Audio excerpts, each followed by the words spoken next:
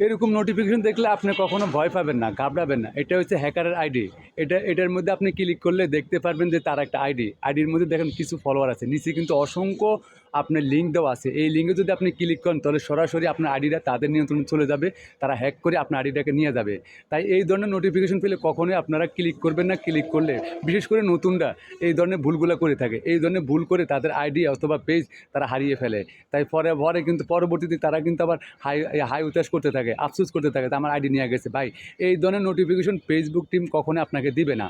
আপনার নোটিফিকেশনের মধ্যে কখনো ফেসবুক টিম এই ধরনের নোটিফিকেশন দিবে না।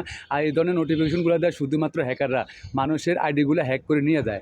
আপনাদের কাছে যদি ভিডিওটা ভালো লাগে থাকে অবশ্যই আপনি প্রচুর পরিমাণ শেয়ার করে দিবেন, নতুনদের কাছে পৌঁছায় দিবেন।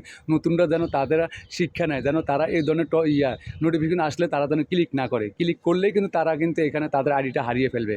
আপনার পেজের মধ্যে আপনার আইডির মধ্যে কখনো ফেসবুক টিম এই ধরনের নোটিফিকেশন দিবে না। দেখেন এটা কিন্তু আমি ক্লিক করার পরে দেখলাম যে ওনার একটা আইডির মধ্যে কিছু ফলোয়ার আছে। তা আপনারা এই ধরনের নোটিফিকেশন কখনো ক্লিক করবেন না।